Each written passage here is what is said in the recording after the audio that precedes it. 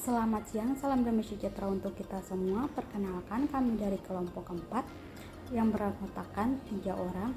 Yang pertama, saya sendiri Yeseni Tawati, NPM 30619566096. Assalamualaikum warahmatullahi wabarakatuh. Perkenalkan, nama saya Hartina Sari, NPM 30619566057. Saya anggota kelompok 4. Perkenalkan, nama saya Aprilia Paul, NPM 30619566009. Kami akan membahas materi tentang penilaian autentik dan jadwal pembelajaran tematik. Untuk selanjutnya, mari kita simak video berikut ini.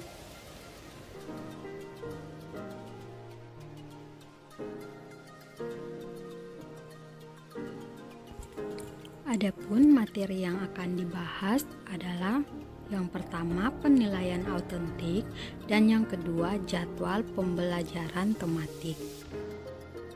Penilaian autentik. Penilaian autentik merupakan penilaian yang dilakukan secara komprehensif untuk menilai mulai dari masukan, input, proses, dan keluar output pembelajaran.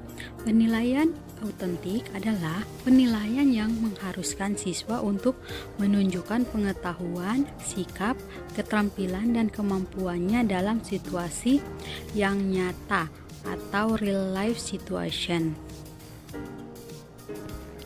1. Memandang penilaian dan pembelajaran secara terpadu.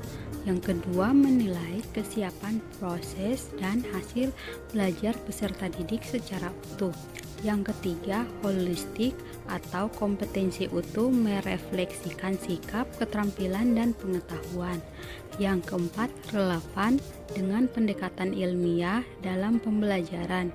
Yang kelima, mencerminkan masalah kehidupan nyata atau real life. Dan yang keenam, tidak hanya mengukur apa yang diketahui oleh peserta didik, tetapi lebih menekankan mengukur apa yang dapat dilakukan oleh peserta didik. Kriteria penilaian autentik. Yang pertama, dilakukan secara menyeluruh untuk menilai masukan, proses, dan keluaran pembelajaran. Yang kedua, terpadu dengan pembelajaran. Yang ketiga, menilai kesiapan, proses, dan hasil belajar peserta didik secara utuh. Yang keempat, meliputi ranah sikap, keterampilan, dan pengetahuan. Yang kelima, relevan dengan pendekatan ilmiah dalam pembelajaran. Yang keenam, tidak hanya mengukur yang siswa ketahui, tetapi mengukur yang peserta didik lakukan. Jenis-jenis penilaian autentik. Adapun yang termasuk kepada jenis-jenis penilaian autentik menurut Kemendikbud, yaitu yang pertama penilaian kinerja, yang kedua penilaian proyek, yang ketiga penilaian portofolio, dan yang keempat penilaian tertulis. Baiklah, kali ini saya akan menjelaskan tentang jadwal pembelajaran tematik. Model jadwal pembelajaran tematik terbagi menjadi dua. Yang pertama, model jadwal pelajaran tematik dengan mata pelajaran.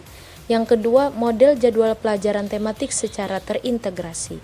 Nah, yang pertama, model jadwal pelajaran tematik dengan mata pelajaran yaitu model jadwal yang pada umumnya dipakai di sekolah dasar maupun madrasah ibtidaiyah. Model ini paling mudah diterapkan dan biasanya dipakai untuk pembelajaran tematik yang masih menonjolkan mata pelajaran. Berikut adalah contoh jadwal tematik dengan mata pelajaran. Nah, kalian bisa lihat model jadwal pelajaran tematik dengan mata pelajaran pada PowerPoint.